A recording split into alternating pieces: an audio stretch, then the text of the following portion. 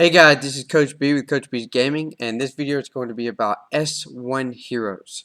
So for those who don't know me, my name in game is Tovo. The latest state that I was in was 596. And before we get started, I would like you to subscribe to this channel. Hopefully you like all these videos. We obviously want to make a big impact on the community, so the more people that subscribe, the more people we know that we are impacting, and it encourages us to do more and more videos.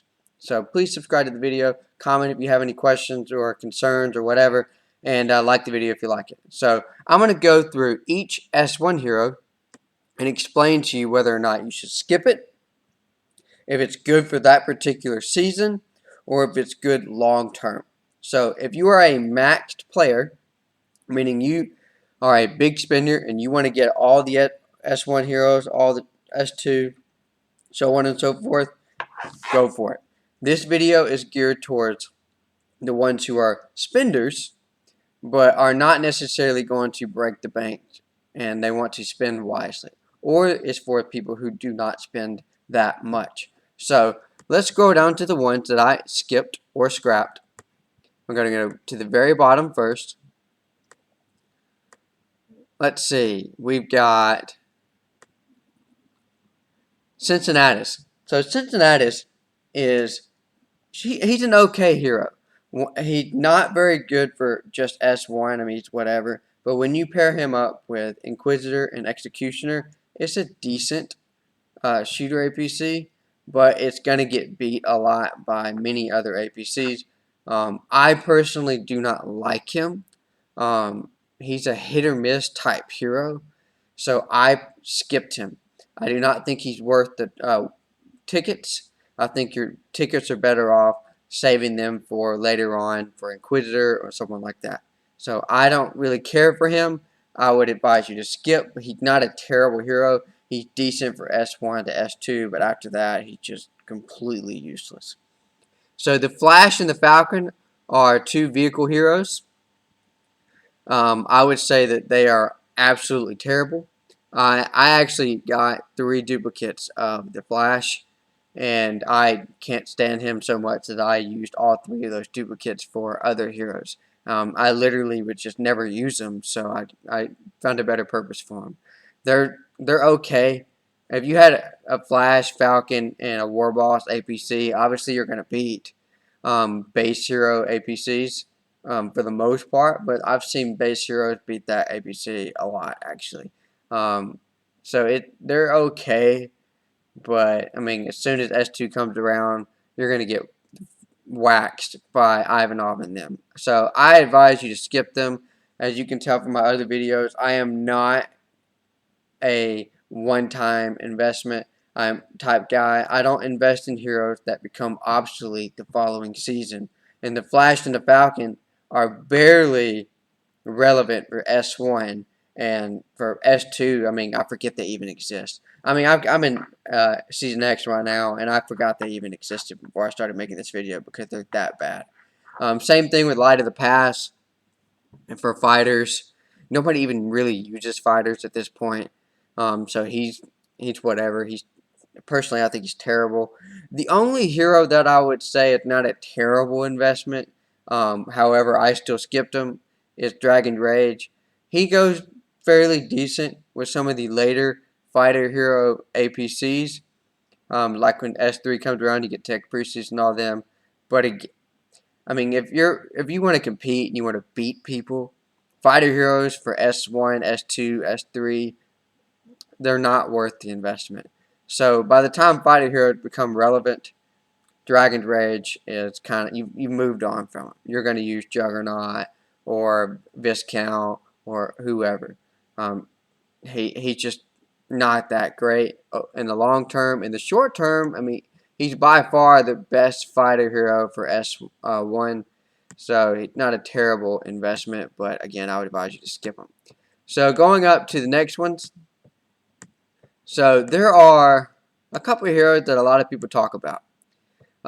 First off, we'll go with Courageous. So I do have Courageous maxed out. The only reason I have him maxed out is because I got like 6 or 7 duplicates of him. So I figured, you know why don't I just max him out, because I keep getting these daggum duplicates for him. However, he's not that good of a hero. Again, like I said with Dragon's Rage, I don't really use fighter heroes.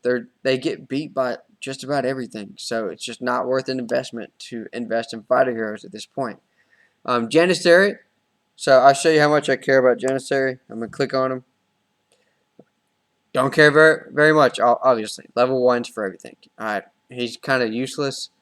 He's okay, I guess. If you used him with Professional and Iron Guard, it's going to beat most base hero combinations, but he's obsolete by the next season. I wouldn't worry about him too much. And the next one is the Professional. So when you watch other videos that other people do, they're always going to tell you 2 heroes that you need. They're going to say War Boss and the Professional. So this is where I'm going to veer away from everybody else. When you put them against other S1 heroes, those 2 heroes are obviously the best 2 S1 heroes by far. However, when you compare them to heroes of other seasons, they're kind of meh. They're not that good. So you can tell that, like with me, with Professional, when I click on him, I didn't even level him up. I didn't need him. I didn't think he was worth the investment. I saved my tickets for the next season. So he's okay. I would, if you run so let's just say you run a Forsaken, destroy a Iron Guard, or maybe you do Forsaken, shoot a Iron Guard. It's still going to be a good shooter APC through S1. You'll be fine. Obviously, the max players are going to have all the S1 heroes, but at that point, the max players. Max players beat max players, and the ones below that's not your really competition. If you can beat 99% of people in the game, you're fine. You don't necessarily have to beat the top 1%, especially if you're not a big spender. So you need to set your goals based on what you're going to spend. And you can't get mad at yourself if you can't beat the max players if they spend thousands of more dollars for you than you. So don't worry about that. I don't think he's worth the investment long term, because as you know from my other videos, I am a long term player. So the one hero that I'm not going to say it's bad to get is War Boss. Personally, I skipped him as well. I did not think he was worth the investment. I put a little bit into him for the heck of it, but I skipped S1. S1 was not important to me, and I went on to S2 to get the hero that I really wanted. So you can see that I didn't even go for 7th and 8th skill.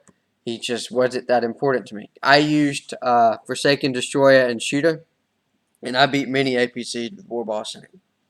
I would say from a percentage perspective, the one with War Boss is going to beat me more times, but the object is not to necessarily win one battle. Obviously, when Season 1 is here, you're playing Doomsday. The object is to be able to break through, and those base heroes will break through a War Boss APC. You're not going to be able to stick an APC with War Boss in it and be able to stop everybody from getting through. It's just not possible with S1 heroes, which is why S1 heroes are not a very good investment long term. So, if you take anything from this video, my advice, skip S1. Don't worry about it. Save your tickets. Let them pile up and use them for later seasons. This is for those who want to spend wisely and for those who are not big spenders. If you want to be the best of the best, have the strongest base, then you have to go for every hero. So for S1, you're going to want War Boss and Professional. Okay, if you want to be the best of the best. Like you're the president or whatever. But if you're trying to play long term, S1's not that important. So hopefully you take this to heart. And I know it shows some other videos, but this is the truth when it comes to S1. So hopefully you enjoyed it. Please subscribe to the video. I'll see you guys later.